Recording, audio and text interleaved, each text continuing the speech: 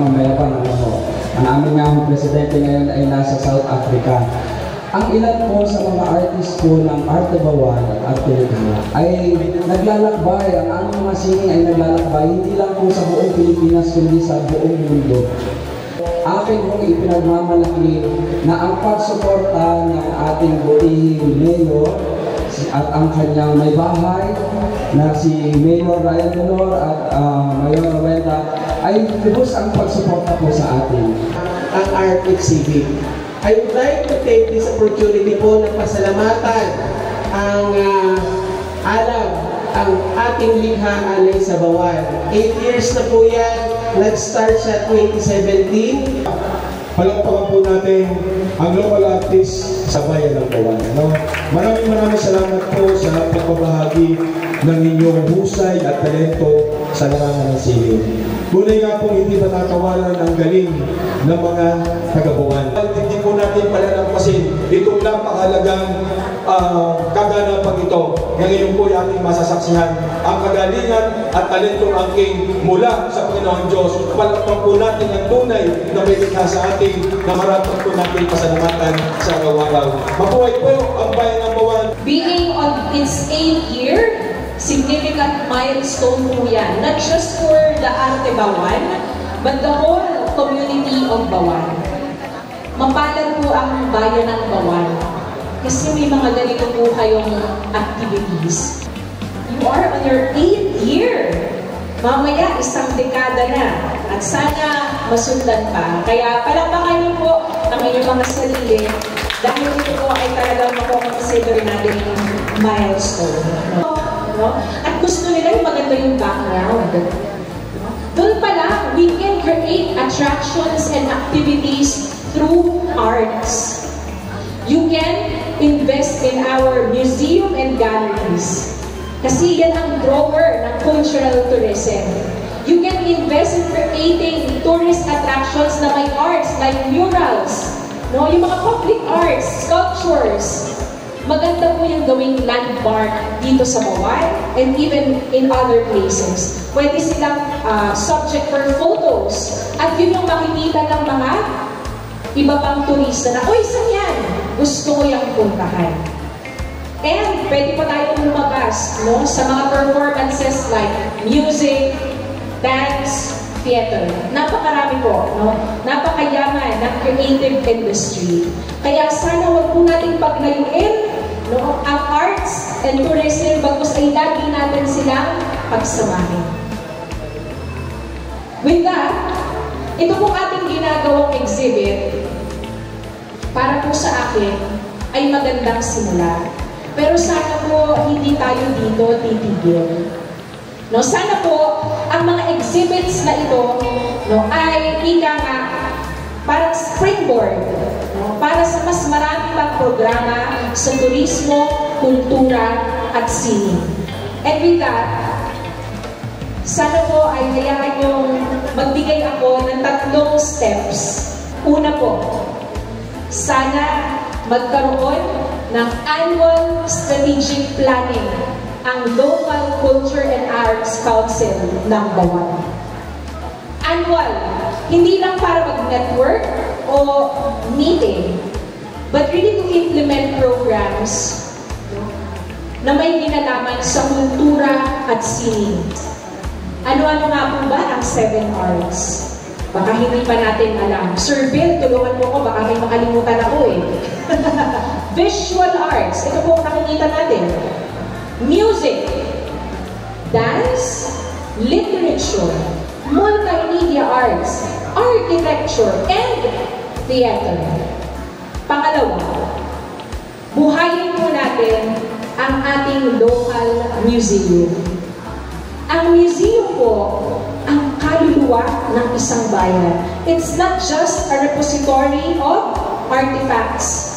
No? Hindi lang ito tampakan ng mga lumang gamit. No! Ang museum po, ang magkukwento rin sa susunod na henerasyon. Kaya hindi dapat natin ito nalilimutan. It's also a tourist attraction for cultural tourism.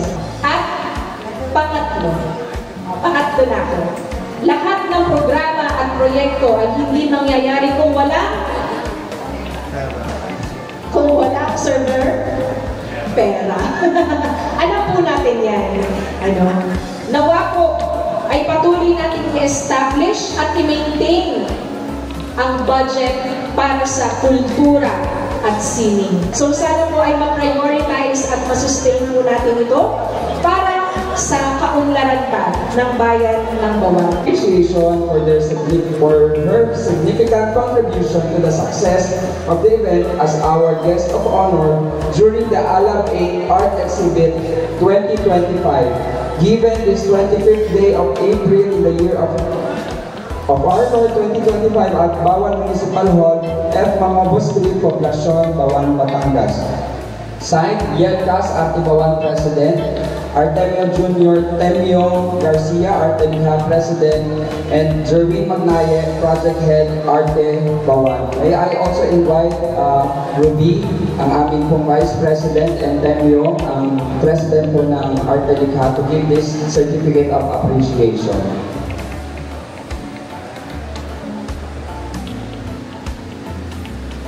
And of course, we would like to hand over our bataboy. Yung aming bataboy. Wala man si Yel, so meron pong iniwan siya na remembrance sa ating guest.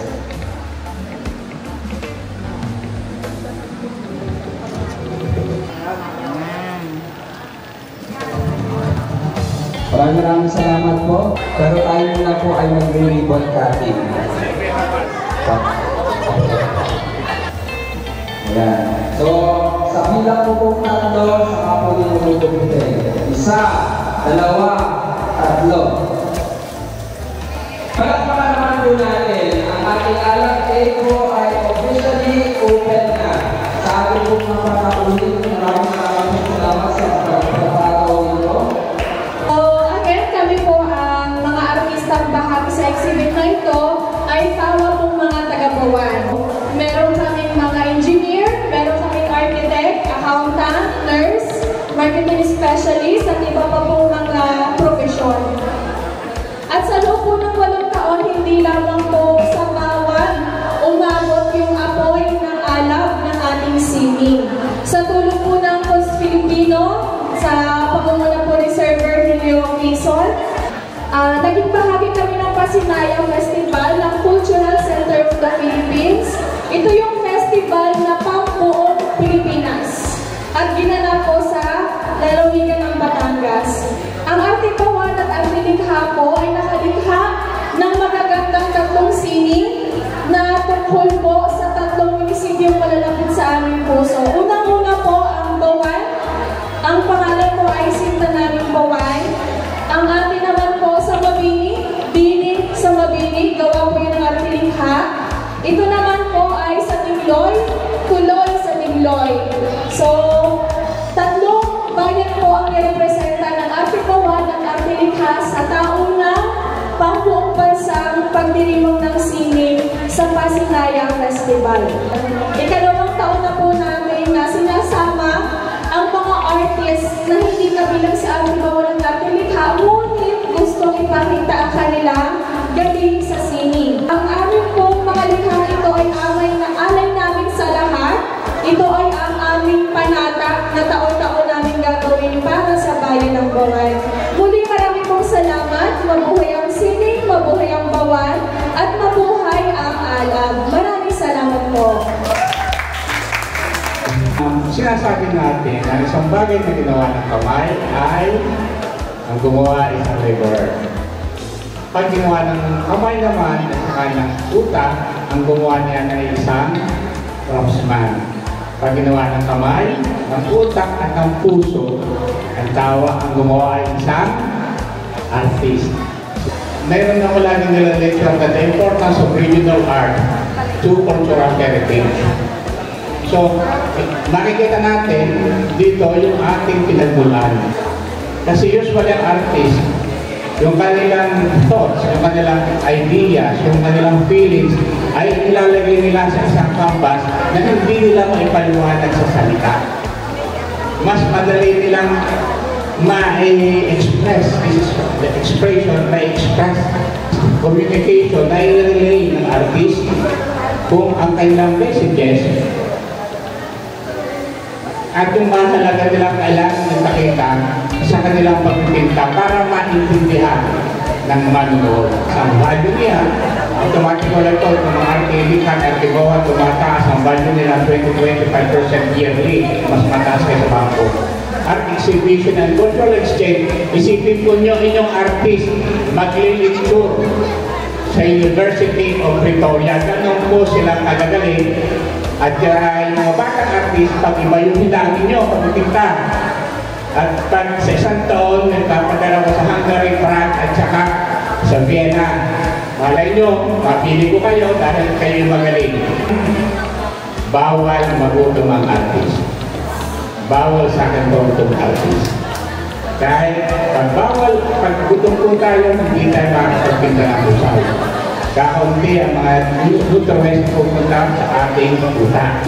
Na taon-taon kayo po ay magiging parte at sa katunayan kayo po ang mag-uumpisa ng ating pong week-long festival every year. And then kung saan-saan na nakakarating at dala-dala ang dugo ng Bawanggenyo. So again, maraming salamat po for this opportunity po na matunghayan namin ang galing ng mga kapwa natin Bawanggenyo. At kanina po meron po akong nasilayan dito, napakaganda. Meron, kinakausap ko lang po si Mayora kung paano natin matutulungan. Ano ba? Tingnan po natin kung ano po magagawa natin paraan. Pero alam nyo at ramdam ninyo ang walang sawang suporta ni Mayora Huerta Catrina Rivera Dolor, syempre ng kanyang asawa Mayor Ryan Dolor, ng Sangguniang Bayan members, sa inyong lahat ng mga adhikain, proyekto at mga events. Hindi lamang ngayon, pero sa susunod na panahon. So again, congratulations po sa Arte Bawan, congratulations po sa alam, congratulations po sa inyo lahat. And we are so proud of you. At sana po ay hindi matapos itong ganitong klaseng collaboration between LGU at sa inyo pong lahat. Maraming salamat po and good morning po sa inyo lahat. Certificate of Recognition awarded to Anier Coronel for being in 5th place in showcasing their exceptional talent during the Art Call for Alam A Art Exhibit 2025. And for the 4th place, Temptation ni Chelsea Joyce Hernandez. Congratulations. Ang ating pong 3rd place, Simbahan ng Bawan, Liana Eldridge Corona. 2nd place, Eve ni Jaslyn Gwen Ite. Nandito siya. Wala. Ayan. So yung lahat po ng ating mga nanalo ay makakatanggap din ng gift certificate mula sa ating sponsor, Felipe's 1 meal mula sa Felipe's Bistro. Palakpakan naman po natin yan. People's Choice Award.